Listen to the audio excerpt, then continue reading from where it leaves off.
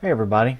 Today I wanted to start on the topic of cell phone service. How to save money on cell phone service. I know that everybody who has a cell phone pretty much is familiar with the likes of AT&T, T-Mobile, Sprint, and Verizon, which are the four big carriers here in America. But not everybody is aware that there are smaller companies that still basically use the same towers. They're called MVNOs, or Mobile Virtual Network Operators.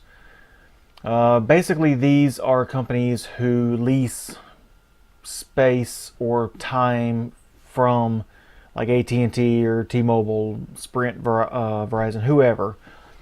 And so they don't have to have the budget or the capital outlay to put towers out everywhere. They can just use the other company's towers.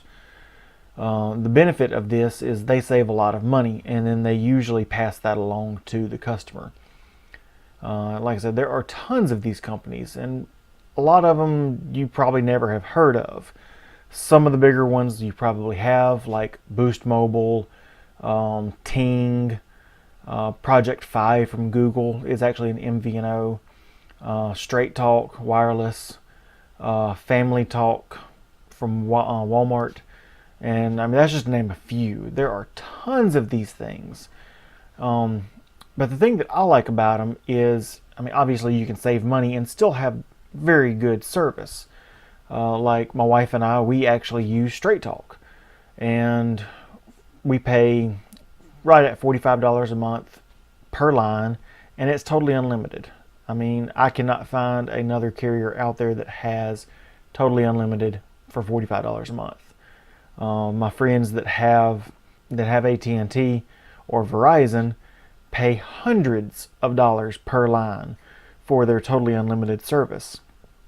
And about 6 or 7 years ago, I began the journey of finding a way to save money on our cell phone service, because at the time we were with AT&T and it was getting a little outrageous on what they were charging. So I tried out a bunch of these different MVNOs, and some were good, some were not so good.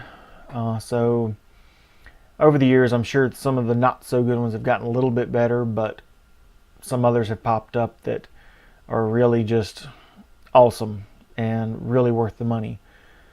So over the next couple of videos, I want to go over some of these, the pros and cons of each one, and just to get you some information out there, because I know whenever I was going through this, there was not a whole lot of information out there on these different carriers and what you can expect from them. So I want to save you the hassle and help you make a better informed decision from someone who has actually tried the carriers. There's a couple of others that I do want to try. Got a couple of things over here that I'm hoping to get done in the next couple of weeks. So I want to bring that to y'all also. A couple of newcomers on the scene and just see what they have to offer. But until then, the one thing that I want to leave y'all with is look at your cell phone bill. How much are you paying a month?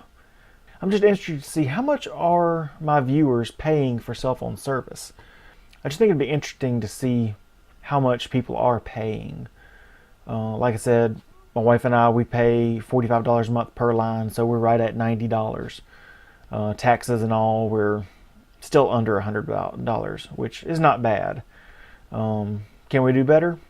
Probably, but that's one of the journeys that I want to bring y'all on.